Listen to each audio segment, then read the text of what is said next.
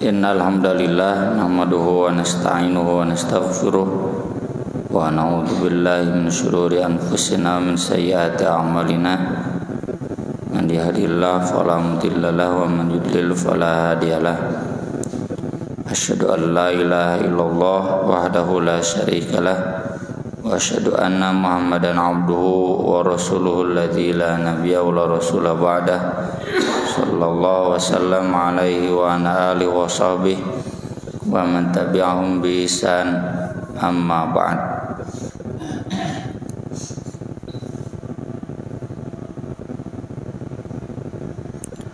Babu manaqibi Khalid bin Al-Walid, sekelumit tentang biografi atau riwayat hidup Khalid bin Al-Walid. Namanya Khalid bin Al-Walid bin Al-Mughirah bin Abdullah bin Umar bin Makhzum bin Yaqdah bin Murrah bin Ka'ab. Beliau ini masih saudara sepupu dengan Maimunah istri Nabi Sallallahu Alaihi Wasallam, dari ibunya, tapi dari sama-sama cucu Al-Haris. Khalid bin Al-Walid sebelum masuk Islam dikenal sebagai panglima kaum kafir Quraisy yang sangat terkenal karena kehebatannya dalam memimpin pasukan.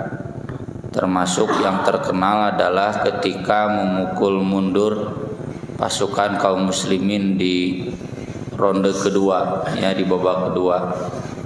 Di babak pertama kaum muslimin menang perang Uhud itu. Nah, di babak kedua dengan strategi Khalid bin Al-Walid yang kelihatannya mundur, padahal bukan mundur tapi mau menyerang dari belakang. Kaum muslimin sebut saja kalah, meski tidak kalah beneran, karena masih ada beberapa pasukan yang bertahan. Hanya Khalid kemudian pulang dengan pasukannya. Nah, nanti di perjalanan ketika pasukan Khalid berkata, kenapa kita tidak habiskan saja semuanya sahabat Nabi? Alasan Khalid kan nabinya sudah meninggal. Jadi di perang Uhud itu, di berita yang beredar adalah Nabi Muhammad SAW sudah meninggal, padahal hanya sebatas pingsan. Nabi terluka parah dan itu dianggap sudah meninggal, padahal ternyata Nabi siuman lagi. Nah, kemudian berbalik lagi mau menyerang, tapi kaum muslimin dalam keadaan terluka sudah siap menghadapi pasukan Khalid. Khalid pun gak jadi, ya, mundur lagi. Dulu saya sering mendapatkan penjelasan bahwa Khalid bin Walid ini masuk Islamnya sesudah perang Uhud, ya. Tapi saya baca kitab-kitab hadis, Fathul Bari ataupun Syarah An-Nawawi, dijelaskan bahwa Khalid bin Walid itu masuk Islamnya menjelang Fatu Makkah. Kalau sesudah perang Uhud berarti tahun ketiga atau tahun keempat, ya. Tapi kalau sesudah sebelum Fatu Makkah berarti antara tahun 7 tahun 8 Hijriah. Alasannya adalah karena ketika perjanjian Hudaybiyah, Khalid bin Walid itu masih ada di pihak kafir Quraisy. Walau alam, yang jelas memang beliau adalah semula tokoh kafir, panglima kafir, jago perang. Tapi kemudian di masa berikutnya beliau masuk Islam dan Rasulullah SAW mempercayakan Khalid pertama kali dalam Fatu Makkah, ya, ketika Rasul membagi-bagi pasukan kaum muslimin untuk masuk ke Makkah dari berbagai penjurunya, ya, mun Bandung aya nu ti Kopo, ya, aya nu ti pada larang gitu aya nanti Lembang ya, dan dari berbagai penjurunya. Dan pasukan Khalid bin Walid ini yang kemudian mendapatkan penyerangan, yang lainnya tidak ada. Itu yang diabadikan dalam surat Al-Fat, walladzi kaffa aydiyakum anhum wa aydiyahum ankum bi batni Makkah min ba'di an azfarukum alaihim. Allah yang menahan tangan kalian dari mereka, juga menahan tangan mereka dari kalian sesudah Allah memberikan kemenangan kepada kalian. Kenapa tidak dilanjut perangnya? Kenapa Allah menahan menahan tangan kaum muslimin? Karena kan suka tidak suka atau faktanya adalah Makkah itu tanah haram, tanah suci yang tidak boleh ada setetes darah pun tertumpah di tanah suci. Hanya karena kedaruratan saja Allah mengizinkan Nabi Muhammad SAW untuk membawa pasukan ke Makkah, dan itu berlaku sampai duhur saja. Sesudah duhur berlaku haram lagi ya, tanah suci. Oleh karena itu ketika ada penyerangan pun Nabi Muhammad menginstruksikan jangan berkelanjutan, hanya memukul mundur saja ya. Kemudian yang kedua, beliau kemudian dipercaya oleh Nabi SAW untuk ikut perang Mu'tah, tapi beliau tidak ditunjuk sebagai khalifah. Hanya ketika khalifah sebagai panglima, ketika panglima perang atau komandan perang Mu'tah gugur, Khalid bin Walid kemudian berinisiatif memegang panji perang dan beliau kemudian memenangkan perang Mu'tah ya. Mu'tah itu Saudi Arabia sebelah utara, daerah Yordania sekarang. Dan itu basis pasukan Romawi Timur. Selain Tabuk, kalau Mu'tah kan tahun 8 Hijriah, Tabuk tahun 10 Hijriah ya. Jadi kalau perang Mu'tah, berita tentang adanya kekuasaan baru ya di tanah Arab, penguasa baru itu sampai ke Romawi, dan Romawi sangat mengkhawatirkan. Biasanya zaman perang dulu, belum zaman PBB, belum zaman Perserikatan Bangsa-Bangsa, ada perjanjian perbatasan kan. Kalau dulu mah siapa yang menang dia yang berkuasa ya. Jadi kalau ada satu kerajaan baru teh saling menggerogoti ya, sebagaimana kita dulu belajar dalam sejarah ya. Nah, ketika dapat berita bahwa ada kekuasaan baru di tanah Arab, nah ini pasukan Romawi ini bersiaga ya, termasuk di Mu'tah mereka menyiapkan pasukan untuk dikirimkan ke tanah Arab ya, untuk menumpas, dan tidak dulu dalam jumlah yang banyak, jumlah yang diperkirakan lebih banyak dari pasukan Arab. Bukan berarti Romawi semua menurunkan kekuatannya, karena kan dites dulu. Pasukan kaum muslimin saat itu hanya sedikit ya dibanding pasukan Romawi yang jumlahnya puluhan ribu. Dan Nabi SAW di Madinah mengumumkan kematian 3 komandan perang yang ditunjuk oleh Nabi. Nabinya di Madinah ya, Nabi tidak ikut perang. Ini namanya syariah, mengirimkan pasukan saja. Anas bin Malik radhiyallahu an menjelaskan Nabi SAW na'a Zaidan, mengumumkan kematian Zaid bin Harithah ya, yang sudah kita bahas manakibnya. Wa Ja'far bin Abu Thalib, kakaknya Ali. yang dedegana, postur tubuh dan akhlaknya mirip dengan Nabi. Kalau Ali mirip ke bapaknya, kalau Ja'far mirip ke Nabi. Wa bena Rawahah dan Abdullah bin Rawahah. Ini 3 komandan perang yang gugur di perang Mu'tah. Linnas, Nabi mengumumkan kematiannya kepada masyarakat kaum muslimin saat itu, qabla an ya'tiyahum khabaruhum, sebelum datang berita mereka dari mereka, sebelum datang berita dari pasukan itu. Kan can usum telepon tuhnya baheula belum zaman internet. Jadi tahu berita itu ya dari sana, dari orangnya yang ngirim utusan, ngirim informasi. Nah, ini yang ngirim informasi dari Mu'tah belum datang, tapi Nabi sudah tahu duluan. Tentu berdasarkan wahyu. Faqala, lalu kata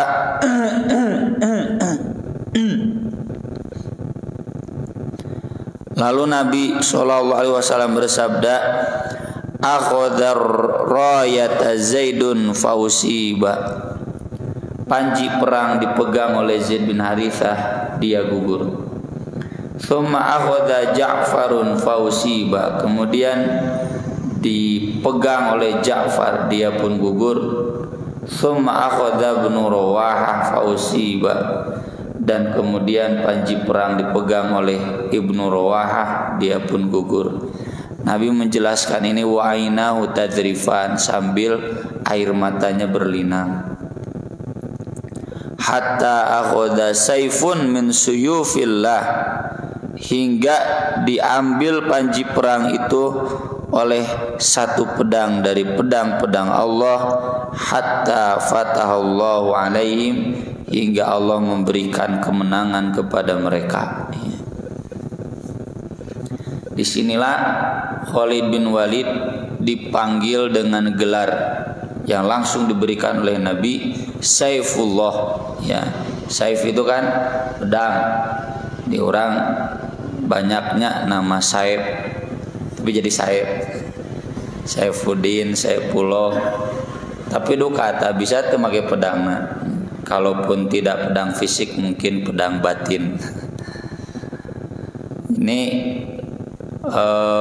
mulai ketokohan Khalid bin Walid, dan disinilah kemudian sejak saat itu beliau sering ditunjuk oleh Nabi untuk menjadi komandan perang. Ada riwayat Khalid bin Walid pernah hilang topi, jatuh ketika umroh, ya. Hilang dan jatuh entah di mana. Lalu ia berkata, Rasulullah Shallallahu Alaihi Wasallam umroh, lalu mencukur rambutnya. Fabtadarun nasu sya'rahu, orang-orang berburu rambut bekas Rasulullah, kan cukur botak nih. Fasabaqtum ila nasiyati, aku juga berburu dan aku dapat nasiyah, rambut bagian depan Rasul. Faja'altuha fi hadhil qalansuah, aku kemudian memasukkannya, menyelipkannya di topi ini, di kopiah ini.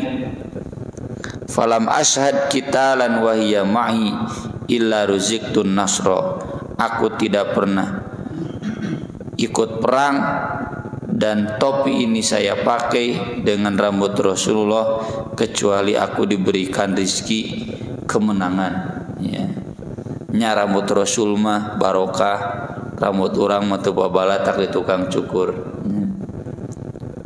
Dan ini khusus, ya, khusus tabaruk dengan rambut Rasulullah Shallallahu Alaihi Wasallam, tidak berlaku dengan rambut-rambut yang lainnya. Bisi badannya bahan pek merang we nu aya.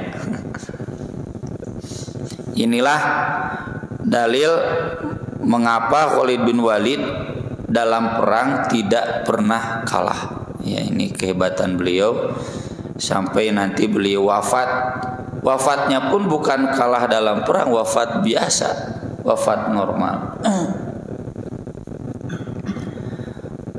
Pemberitahuan Rasulullah tentang kematian 3 komandan perang tadi yang sampai menangis, ya, itu menunjukkan bahwa menangis atas kematian seseorang itu tidak dosa, ya.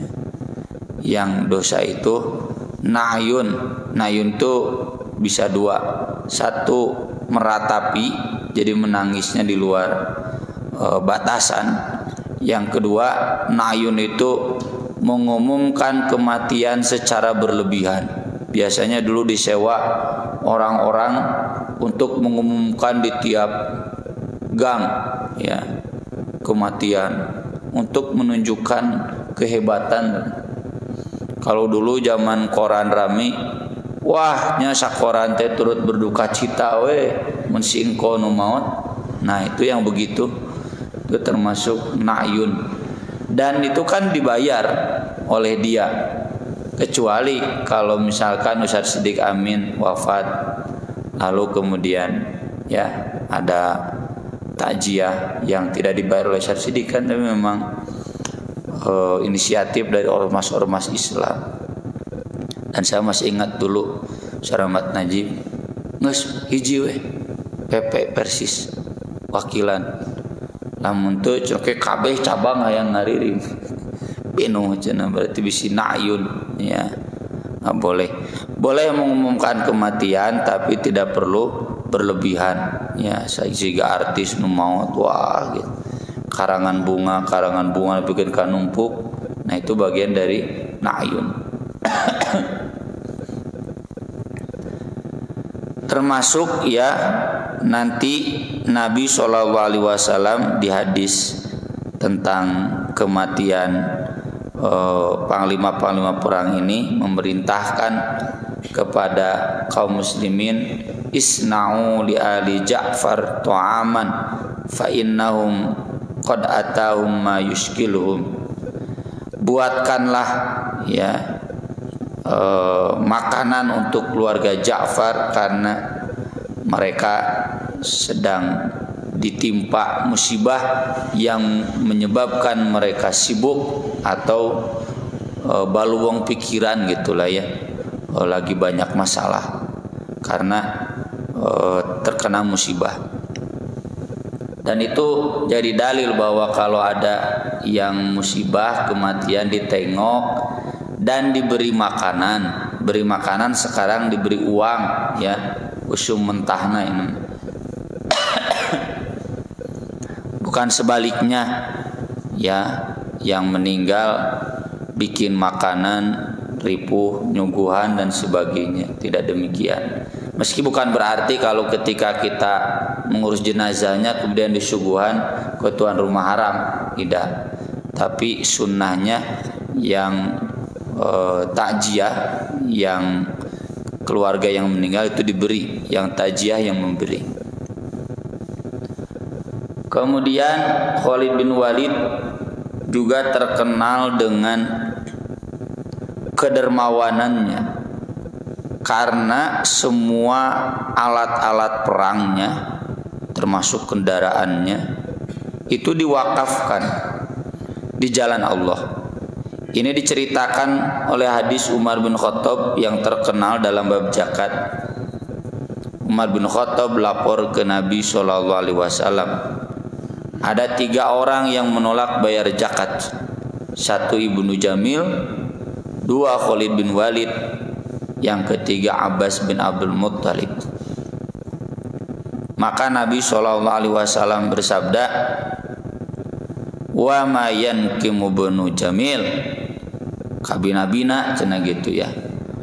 Sungguh keterlaluan Ibnu Jamil. Dia dulu miskin, lalu sekarang Allah memberinya kekayaan tapi malah menolak zakat. Wa ma Khalid bin Walid, adapun Khalid bin Walid, maka kalian telah menzuliminya. Kenapa? Faqad habasa adra'ahu atadahu fi sabilillah, dia sudah mewakafkan baju besinya dan semua alat-alat perangnya. Alat-alat perang itu senjatanya, kendaraan itu kan mahal ya, alutsista itu mahal. Pistol bapak mendek latihan pistol diperbakin kan, pistolnya mahal, pelorna mahal, mayar anggotana ge mahal ya, peluru itu mahal, peluru yang asli apalagi pistol nu asli oge sama ya. Jadi barang-barang mahal beliau wakafkan. Dan kenapa Umar menagih zakat? Tentu menagih zakat mungkin disangkanya oleh Umar itu mau dijual ya, zakat tijaroh, tapi ternyata Khalid bin Walid menolak karena dia tidak menjual barang-barang saking banyak ya. Dia justru sudah mewakafkannya fi sabilillah. Sementara Abbas bin Abdul Muttalib ya, beliau kata Nabi SAW, Nabi meminjam dari Abbas bin Abdul Muttalib dan nanti Nabi yang membayarkan zakatnya. Terlebih Abbas itu paman Nabi dan paman Nabi itu sinwu abihi, seperti ayahnya. Jadi Nabi menghormati pamannya itu seperti menghormati ayahnya karena memang ayah Nabi sudah wafat ya. Nah di sini Khalid bin Walid terlihat jadi beliau mewakafkan semua alat perangnya ya. Mun alat perang ustad manaon kitabnya tak wakafkeun ya. Namun kitab unggul naon laptop ya, HP. Ini saya juga sering ngaji berat mau kitab HP dan lebih enak gitu, tinggal mencet teu kudu muka halaman neangan semua kitab. Tapi Khalid bin Walid juga masih memakainya. Ini menunjukkan ya bahwa barang fisabilillah yang diwakafkan boleh dipakai oleh muwakif ya. Seandainya saya mewakafkan mobil ya untuk jamiah, untuk masjid, boleh saya pakai, boleh. Khalid bin Walid pun masih memakai alat-alat perangnya, kendaraan perangnya dipakai, tapi bukan oleh Khalid bin Walid saja, juga oleh pasukan lain yang membutuhkan, silakan ya. Jadi beliau bukan hanya fisiknya jihad itu, tapi juga dengan hartanya. Ini yang sering kita tekankan ya kepada generasi muda, biasakan kita jihad itu bi amwalikum wa anfusikum. Peperieun atuh duit henteu tanaga, dan sesudahnya tong sok menta buruh ya, komo jeung motong proposal boleh ya. Itu bagian dari jihad bi amwalikum wa anfusikum. Zaman Nabi juga begitu. Zaman Nabi semua yang namanya jihad itu sahabat mengeluarkan harta, bukan menagih harta mana bagian saya. Itu mah nanti kalau memang ada gonimah, dari orang memulai gonimah itu dalam perang ya. Justru semuanya harus mengeluarkan tenaga juga harta, bahkan kalau bisa wakafkeun eta ya, di jalan Allah kayak Khalid bin Walid, biar semua bisa pakai. Kemudian Khalid bin Walid wafat di zaman Umar dan beliau wafat di Hims ya. Hims itu satu daerah Syam ketika beliau ditugaskan untuk membuka, menaklukkan daerah Syam dan Irak. Dan panggilan Khalid bin Walid itu adalah Abu Sulaiman. Dalam Sahih Bukhari, Umar bin Khattab ketika dilaporkan bahwa ibu-ibu keluarga Abu Sulaiman, Khalid bin Walid menangis ya, ketika mendengar bahwa Khalid bin Walid gugur di Hims ya. Jadi jasadnya nggak dibawa ke Madinah, walau alam, beliau dikuburkan di Hims. jauh teuing atuh jeung terlalu lama ya pasti keburu busuk ya. Maka kata Umar bin Khattab, da'hunna yubkin malam yakun naf'un aw laqlaqah ya. Kata Umar bin Khattab, biarkan saja ibu-ibu itu menangis ala Abi Sulaiman, atas kewafatan Abu Sulaiman, selama tidak sampai nakun itu menaburkan tanah ke wajah, maksudnya sampai histeris. Aulak lako itu sampai bersuara keras, menjerit-jerit ya. Ini menguatkan yang tadi bahwa menangisi kematian itu boleh asal tidak berlebihan. Berlebihannya itu sampai menjerit, mengeluarkan suara keras, dan sampai bergerak-gerak di tangan naon we nya, memukul-mukul pipi atau mencakar-cakar dada ya, gogoleran gitu, atau itu menabur tanah ke atas wajahnya. Itu kebiasaan orang-orang Arab jahiliyah untuk menunjukkan bahwa dia betul-betul sayang kepada yang meninggal, betul-betul sedih ditinggalkan oleh yang terkasihnya atau keluarganya. Kita juga sama ya, jadi mencerik histeris teh seolah-olah anak teh berbakti ke orang tua ya, padahal justru sebaliknya. Kata Nabi, innal mayyit la yu'adzabu bibukai ahlihi alaih. Mayit itu justru akan disiksa karena ditangisi oleh keluarganya. Maksud ditangisi di sana, ditangisi secara histeris, secara menjerit. Maka kita semua ya jangan pernah punya asumsi seperti itu, kudu menangis, menjerit, histeris dan sebagainya. Dan terkenal ya pernyataan Khalid bin Walid ya, ketika wafatnya beliau radhiyallahu an berkata, lihatlah musuh-musuh Islam, saya atau juga orang-orang munafik, Khalid bin Walid ternyata tidak mati di medan perang. Jadi perang itu bukan penyebab kematian. Karena orang munafik kan sering berkata, laukan wa indana ma matu wa ma kutilu. Seandainya mereka duduk diam bersama kita, kata orang munafik, kata orang kafir, mereka tidak akan mati, mereka tidak akan terbunuh. Bohongan atau berjihad. Jadi mati terbunuh. Maka Khalid bin Walid membalikan kedustaan seperti itu.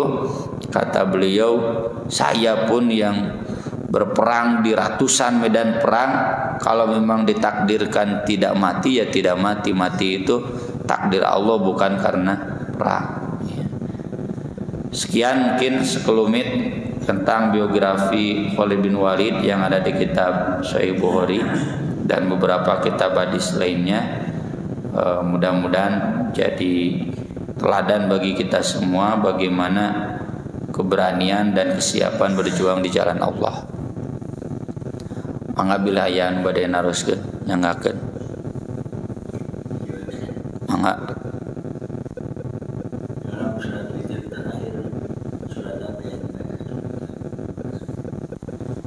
Dalam witir surat apa saja yang dibaca bebas ya, tidak ada ketentuan. Meski memang ada hadisnya Nabi membaca Sabbihis, Qul ya ayyuhal kafirun dan Qul huwallahu ahad. Seandainya seseorang merutinkan boleh, asal jangan mengharuskan. Tidak pun boleh ya. Kalau saya pribadi tergantung beres juznya. Kalau satu juz beres di 8 rakaat, itunya per rubu'. Rubu'nya 1/4 hizb, 1/8 juz. Jadi kalau ngitungnya rubu' 8 rakaat beres 1 juz itu, maka witirnya pakai Sabbihis, kuliah Al-Ikhlas. Tapi kalau seseringnya 1 juz itu beresnya di 11 rakaat. Jadi saya pribadi tidak cukup sering membaca itu, sesekali saja. Dan nanti yang terakhirnya di riwayat lain kulhu falak binnas. Ya, dulu kalau nggak salah saya pernah ya mengimami tarawih di sini duka numana nya sepoho deui ya. Di witirnya saya baca itu ya, termasuk di rakaat terakhirnya rakaat 11-nya 3 surat sekaligus, kulhu falak binnas ya, al-ikhlas, al-falak dan an-nas. Sanes mangga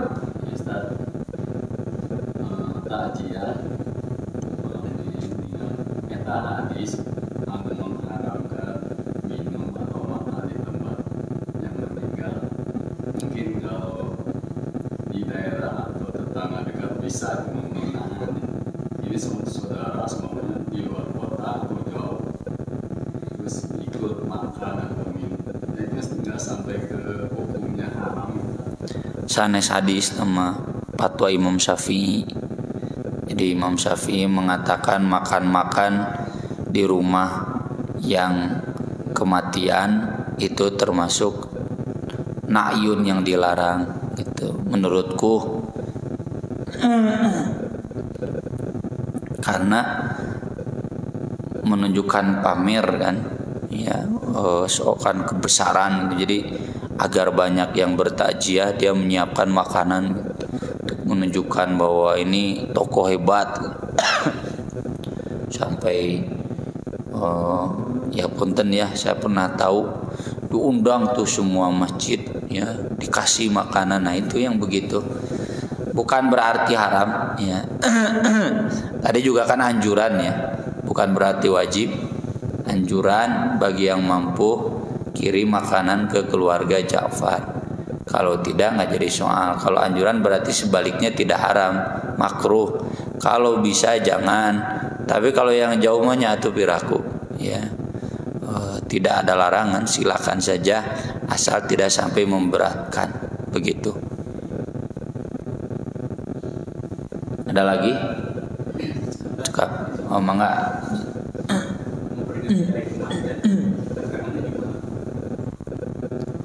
Anu model haul bid'ah Pak ya. Jadi memperingati hari kematian samalah dengan tahlilan ya. Itu termasuk bid'ah. Di Nahdiyin juga diakui itu bid'ah. Cuma ya begitulah bedanya. Kalau mereka punya konsep bid'ah hasanah, ini meskipun bid'ah ini bagus kan untuk diisinya dengan ibadah, dengan kegiatan positif. Dan mereka juga tidak mewajibkan, tidak mensyariatkan. Ini mah cuma ritual biasa, begitu. Jadi karena beda perspektif, ya jadinya selalu beda juga ya. Dan kita saling menghargai saja. Termasuk mereka juga harus menghargai kita atau kami. Kenapa kita nggak mengadakan haul tahlilan? Ya karena bid'ah, ponten wae gitu. Jadi lakum dinukum waliyadin lah wayahna ya. Silakan Anda pilih ijtihad Anda, kami juga dengan ijtihad kami. Nggak usah asea ya, nggak usah berantem, itu bukan kemungkaran. Kecuali kalau ada prostitusi, perjudian, siap jenggelut. Nah, kalau perbedaan ijtihad mah saling menghargai saja. Walaupun baik misalnya mengadakan acaranya pengajian. Iya bid'ah. Jadi kategorinya kan dalam konsep kita sesuatu yang diyakini baik, berpahala. Kalau nggak ada contohnya dari Nabi, fahuwa raddun kan. Man amila amalan laisa alaihi amruna fahuwa raddun. Nah, kenapa di mazhab Syafi'i itu diamalkan? Karena menurut mereka ada perintahnya. Perintahnya apa? Pakai dalil-dalil yang umum kan boleh berzikir gitu. Dalil yang umum kan boleh mengadakan acara-acara dzikir, acara yang baik gitu. Dalil yang umum. Kalau kita ya keberatan ya.